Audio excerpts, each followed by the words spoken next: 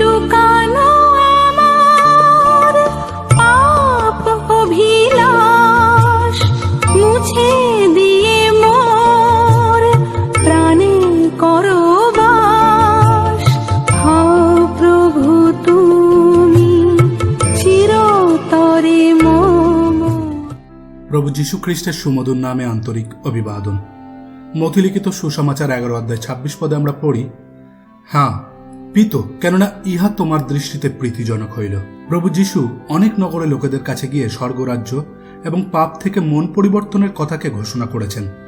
আজ আমরাও আপনাদের কাছে সুসমাচার প্রচার করছি ও সেই সময়কার মতো এখনো মানুষের কাছে এই সুযোগ আছে প্রভু যীশু খ্রিস্টকে বিশ্বাস করে পাপের ক্ষমা এবং অনন্ত জীবনকে লাভ করা।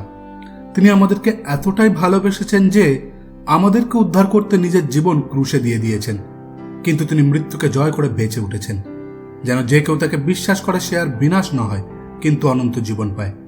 অহংকারী ও বুদ্ধিমানরা প্রভু যীশু খ্রিস্টকে স্বীকার করে না। এর ফলে ঈশ্বরের পরিকল্পনা কখনোই বিফল হয় না। তিনি নম্রচিত্তদের কাছে তার সুসমাচার প্রকাশ করেছেন ও তারা বিশ্বাস করে অনন্ত জীবন লাভ করেছে। বিচারের দিনে তিনি সেই সকল অবিশ্বাসী বুদ্ধিমানদের বিচার করবেন এবং নম্রচিত্তদের তার সঙ্গে বাস করবার আহ্বান জানাবেন। ঈশ্বরের কাছে এটিই প্রীতিজনক। ধন্যবাদ। প্রভু তুমি চিরতরে